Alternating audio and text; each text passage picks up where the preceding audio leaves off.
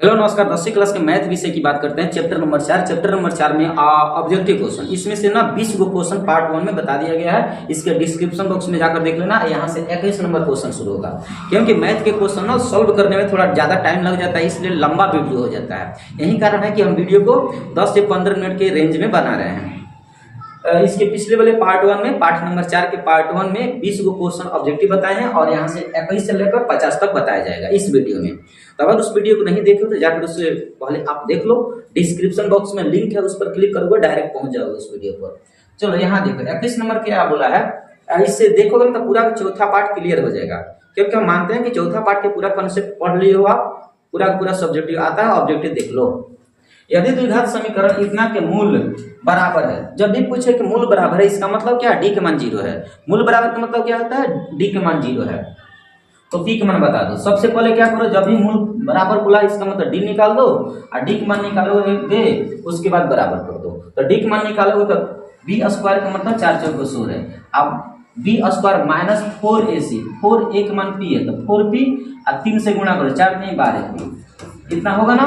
B square minus 4ac concept याद है। B square का मतलब 4 चौको 16 है।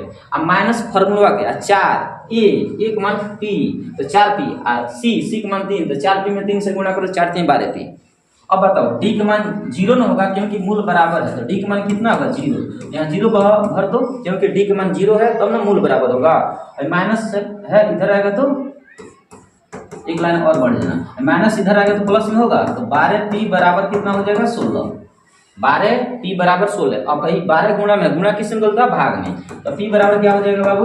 16/12। काटोगे तो 4 चौको 16, 4 3 12, 4 चौको 4 3 12, इसका मतलब 4/3 हो जाएगा। तो आंसर हो जाएगा बी। अगला देखो क्या बोला 22 नंबर। के किस मान के लिए द्विघात समीकरण इतना का मूल समान होगा? मूल क्या बोला है? समान होगा। ध्यान से सुनो, मूल समान बोला है। हेलो, तो फिर से एक बार देखते हैं। मूल बराबर बोला है, तो मूल बराबर का मतलब डी का मान 0 है। तो फिर से यहाँ डी का मान निकालो। B square minus 4ac, B का मान कितना है? 3 है, 3k है, क्योंकि x के साथ जो जुड़ा रहता है उसको हम b बोलते हैं। तो 3k का होल स्क्वायर होगा माइनस 4a, एक मान 9 है, c का मान कितना है? c का मान यहाँ 4 दिया है। गुणा कर लो बाबू, 3 त्रिका कितना होगा? 9k स्क्वायर माइनस 4 चौको 16, 16 144, 144। अब भाई माइनस इधर यहाँ देखो, डी का मान 0 होगा ना, क्योंकि मूल समान है। समान का मतलब डी का मान 0 होगा। अब यहाँ भी 0 होगा, ये प्लस इधर आएगा तो माइनस से इधर आएगा तो प्लस हो जाएगा 144।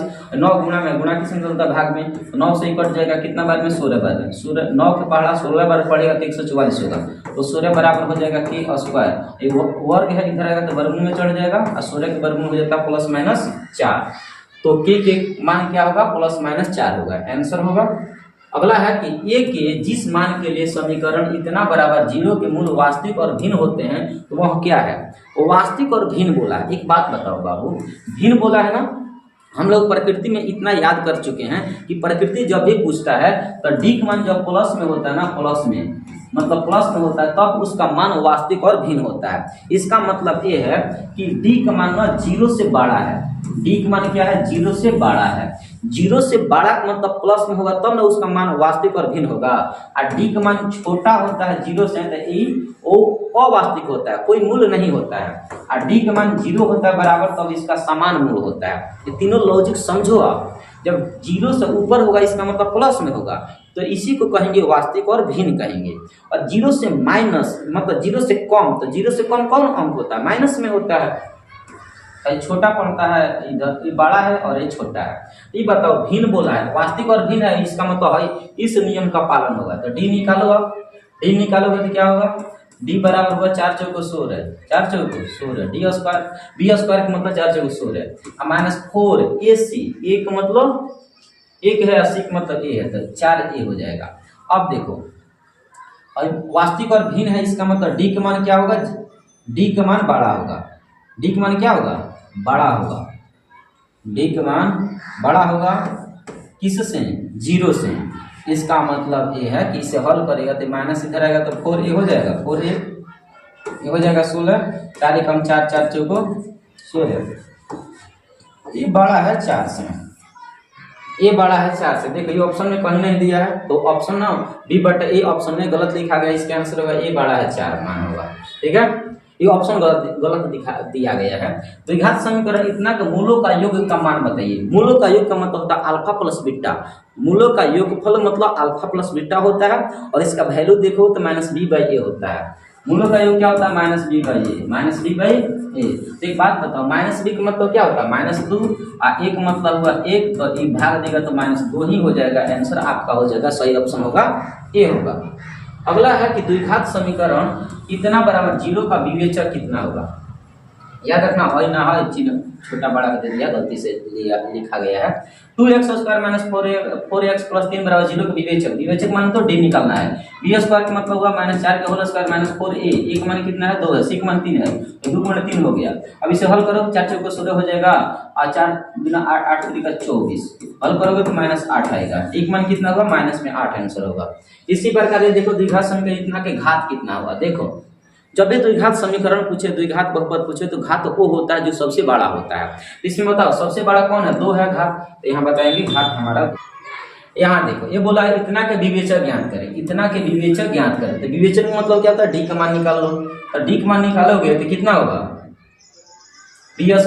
डी का मान निकालेगा तो b² का मतलब 10 नहीं है 100 -4a। एक मान कितना है? 4a, एक मान है 3 रूट में 3, और सी का मान है रूट में 3। हल करो, 100 है तो 100 रहेगा, 3 4 3 12, 12 3 36, घटा लो, 100 में से 36 निकाल लो, कितना हो जाएगा? 64 हो जाएगा। अगला क्वेश्चन देखो, इतना के विवेचक ज्ञात करें। तो b² का मतलब 4 जगह 16, 4 3 12, 2 दूना 4, माइनस माइनस हो जाएगा प्लस, इसका डी निकाल देना, 4 3 हो जाएगा, 12 को 4 को 16 को आंसर हो जाएगा। अगला है कि के किस मान के लिए इतना के मूल बराबर होंगे। इतना का मूल बराबर, मूल बराबर का मतलब होता है डी का मान 0 है तो बता देना के का मान कितना होगा। देखो b² का मतलब k² होगा ना, b² का मतलब k² -4ac 4 × 4 × 16। हल करो, डी का मान 0 होगा ना क्योंकि मूल बराबर दिया है। k² मान 4 × 16 16 16 256, 16 16 256, तो ये माइनस इधर आएगा तो प्लस में हो जाएगा, 256 बराबर हो जाएगा k²। वर्ग है, इधर आएगा तो वर्गमूल हो जाएगा, और 256 के जो वर्गमूल निकलता है ना 16 निकलता है। क्या निकलता है? 16। तो प्लस माइनस 16 दोनों निकलेगा, तो आंसर हो जाएगा प्लस माइनस दोनों हो जाएगा 16। यदि एक द्विघात समीकरण इतना का मूल है तो समान हो, तो समान हो, मूल समान हो। एक बात बताओ, मूल समान का मतलब डी का मान 0 होगा, तो b² -4ac और डी का मान 0 होगा तब ना मूल समान होगा, तो यहाँ 0 कर दो, और बराबर b² -4ac कर दो, माइनस इधर आएगा तो प्लस में हो जाएगा, तो 4ac बराबर हो जाएगा b²। आंसर सही ऑप्शन क्या होगा? 4ac बराबर b² होगा, 4ac - b²। तो ये ऑप्शन नहीं है, तो देखो यहाँ दूसरा कदम में आंसर मिल जाएगा, b² -4ac बटा 0, b² -4ac बटा 0, तो ऑप्शन हो जाएगा आपका ए। ये भी आंसर सही है, लेकिन ये ऑप्शन देता तो दोनों में से दोनों सही है, दोनों में से देख लो कौन ऑप्शन है, तो यही मिल गया है आंसर, तो यही छोड़ दो, आंसर हो जाएगा आपका ए। अगला है कि निम्न में से कौन सा द्विघात समीकरण नहीं है। इसमें पता करना है कौन द्विघात समीकरण नहीं है। देखो x में x² में गुणा करें तो x के पावर 3 हो जाएगा, जो कि द्विघात समीकरण पावर 3 नहीं मांगता है।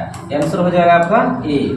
के किस मान के लिए समीकरण इतना बराबर 0 के मूल वास्तविक और असमान होगा। असमान, असमान कब होता है? जब 0 से बड़ा होता है। 0 से क्या होता है? बड़ा होता है। एक बात बताओ, डी का मान जब निकालेगा, डी बराबर पहले निकाल लो, डी बड़ा होता है 0 से, डी बड़ा होता है 0 से तब ना, जब 0 से बड़ा होता है डी तब जाकर मान निकलता है।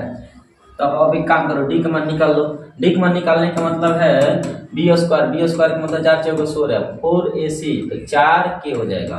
4ac का मतलब 4a और c, एक में c में गुणा करो तो k में एक में गुणा कर दो, उसके बाद 4 से गुणा कर दो, तो 4ac का मतलब यही ना होगा। अब एक काम करो, डी का मान बड़ा होता है 0 से, तो बड़ा होता है, तो डी का मान बड़ा होता है, ये ना शर्त है, तो यहाँ डी का मान रखो k² 16 माइनस हो जाएगा 4k, बड़ा है 0 से। सूत्र हुआ यही ना, सूत्र होता है वास्तविक और भिन्न होने का सूत्र यही होता है, असमान होने का। डी का मान 0 डी का मान 0 से बड़ा होता है, तो इस शर्तवा के अनुसार डी का मान यहाँ रख लो, माइनस उधर जाएगा तो प्लस में हो जाएगा। 16 बड़ा है 4 के से, 4 के कम 4 4 चौको 16, तो 4 बड़ा हो जाएगा के से, 4 बड़ा है के से, 4 बड़ा है के से, तो आंसर हो जाएगा आपका ए हो जाएगा। अगला देखो, यदि इतना के मूल समान हो तो इनमें से कौन सा सत्य है। एक बात बताओ, मूल समान बोला है ना, इसका मतलब क्या है कि डी का मान 0 होगा, डी बराबर बी स्क्वायर माइनस 4ac। आप मूल समान का मतलब डी का मान 0 रख दो, अब बी स्क्वायर माइनस 4ac रख दो। जब जब कहे मूल समान है तो तुरंत डी का मान 0 रखो, फार्मूला आगे होता है तो होता है। यहाँ मान कहीं नहीं दिया है तो कहीं मत रखो, वैसा ही छोड़ दो। माइनस है इधर आएगा तो प्लस में हो जाएगा, 4ac बराबर हो जाएगा बी स्क्वायर। देख लो इन दोनों में से जो ऑप्शन दिया होगा वो लगा दो, 4ac बराबर बी स्क्वायर, आंसर हो जाएगा आपका ए। 4ac बराबर बी स्क्वायर, प्लस माइनस नहीं, खाली छूटा प्लस। अगला है कि विविक्त कर डी का सूत्र क्या होता है। डी का सूत्र क्या होता है, B square minus 4ac, square है ऊपर है घात। अगला है कि एक द्विघात समीकरण इतना का मूल बराबर हो तो सी का मान बताइए। मूल बराबर बोला है ना, इसका मतलब है कि डी का मान दे दिया है, तो डी बराबर होता है बी स्क्वायर माइनस 4ac मान भर लो, वही बात है। सी का मान बोला है ना, तो डी का मान मूल बराबर है, इसका मतलब डी का मान 0 है, बराबर बी स्क्वायर माइनस 4ac, इतना मान होगा, माइनस इधर आएगा तो प्लस में हो जाएगा, तो 4ac बराबर हो जाएगा बी स्क्वायर। अब बताओ ना, सी का मान बोला है, सी यहाँ ना है सी, तो 4a को उधर भेजो, तो सी बराबर हो जाएगा बी स्क्वायर बट्टा हो जाएगा 4a, बी स्क्वायर बट्टा 4a, बी स्क्वायर बट्टा 4a, बी स्क्वायर बट्टा 4a, आंसर हो जाएगा आपका डी हो जाएगा।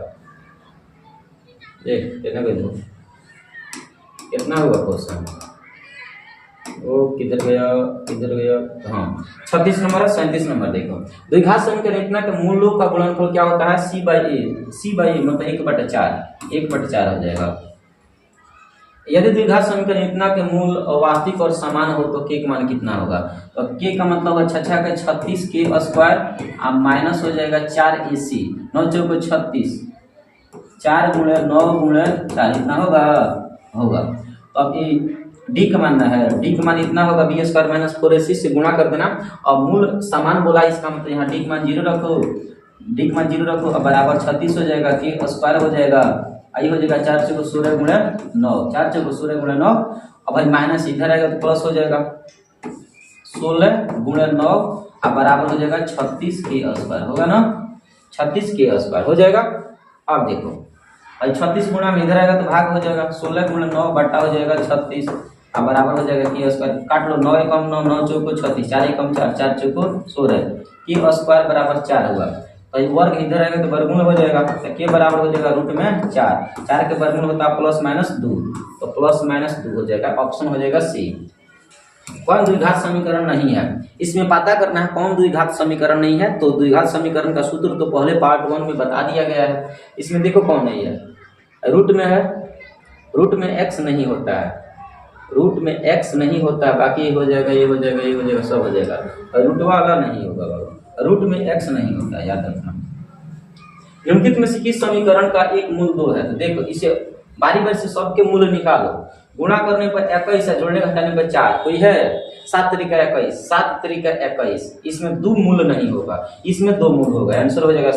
मतलब गुणा करने पर जैसे शून्यक निकालते हैं ना, शून्यक जैसे निकालते हो वैसे शून्यक निकालोगे तो इसका इस शून्यक में ना, इसमें जब मूल या शून्यक निकालोगे तो इसमें 2 एगो आ जाएगा, इसलिए इसका मूल है। एक द्विघात समीकरण इतना के मूल अल्फा बीटा हो तो अल्फा प्लस बीटा का मान क्या होगा, माइनस बी बाई ए, तो माइनस बी बाई ए का मतलब ए हो जाएगा। द्विघात समीकरण इतना का मूल विविक्त कर ज्ञान करे तब, विविक्त कर मतलब डी में निकाल देना है, तो डी बराबर क्या होता है बी स्क्वायर का मतलब होता है -15 का होल स्क्वायर, माइनस हो जाएगा 4 अब गुना 1 गुना 50 हो जाएगा, हो जाएगा 15 15 225 होता है, अब 50 से ऊपर हो जाता है 200, तो घटा लो हो जाएगा 25, कितना हो जाएगा 25, प्लस में हो जाएगा 25, आंसर हो जाएगा। अगला है कि द्विघात समीकरण इतना का मूलों की प्रकृति क्या होगा, मूलों की प्रकृति का मतलब उसका नेचर बताना है, नेचर तब निकलता है जब डी का मान हम निकालते हैं, तो डी का मान निकालोगे तो क्या हो जाएगा, बी स्क्वायर का मतलब 4 चौको 16, 4ac 4 चौको 16, 16 में 1 में गुणा करो 16 में से 16 गया 0, तो 0 जब डी का मान होता है तो उसका प्रकृति क्या होता है, वास्तविक और समान होता है, और वास्तविक और समान मतलब बराबर, आंसर हो जाएगा आपका बी होगा। समीकरण इतना बराबर 0 के मूलों का योगफल और गुणनफल का अनुपात बताना है।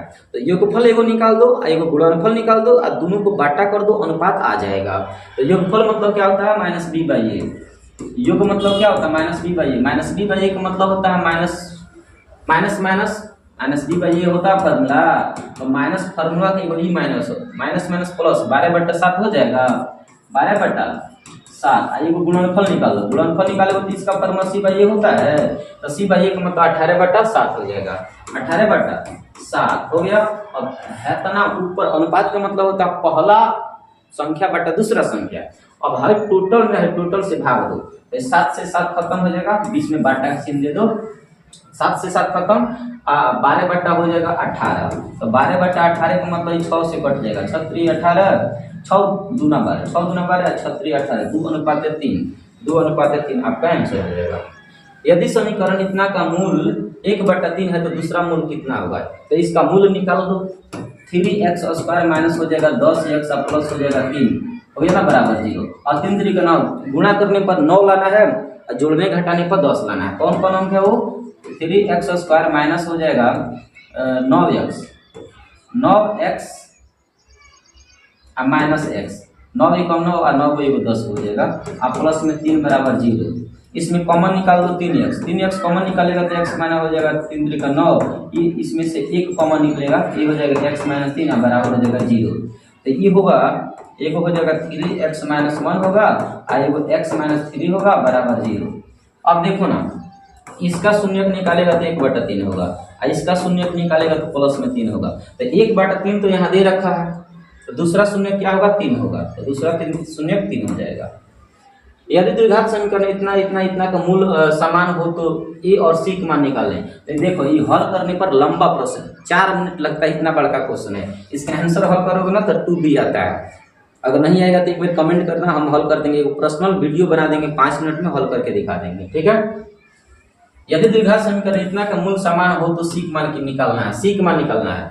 तो d बराबर b² - 4ac मूल समान हो गया। तो ये बताओ समान मूल है तो इसका मतलब है कि d का मान 0 होगा, और b² - 4ac फार्मूला होता ही है पहले से, माइनस इधर आएगा तो प्लस में हो जाएगा, 4ac बराबर हो जाएगा b²। तो b² बराबर 4ac, तो c का मान ना बोला है, c का मान, तो c यहाँ है तो 4 a को उधर भेज दो, c बराबर हो जाएगा b² / 4a। तो b² / 4a हो जाएगा, b² / 4a। Oh my God, देखो यहाँ गलती है, देखो b² बी की जगह यहाँ पर a न है, देखो गड़बड़ हो गया,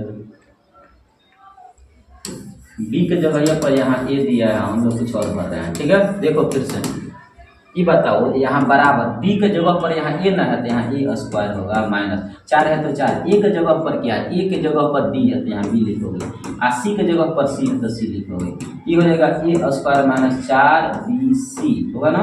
अब बताओ यहाँ मूल बराबर है, इसका मतलब यहाँ 0 होगा, प्लस इधर आएगा तो माइनस इधर आएगा तो प्लस में 4bc हो जाएगा, 4bc है b है। अब c के मान पूछा है तो c के मान पूछा तो 4b को उधर भेजो, तो c बराबर हो जाएगा a² / 4b, a² / 4b होगा ना, a² / 4b, a² / 4b answer हो जाएगा आपका b। ये रहा 47 प्रश्न है, ठीक है। इसमें जो क्वेश्चन नहीं आया है एक बार कमेंट कर दो, उस क्वेश्चन को थोड़ा डिटेल में हम बता देते हैं, उसको डिटेल में हम बता देंगे पर्सनल वीडियो बनाकर। Okay, thank you.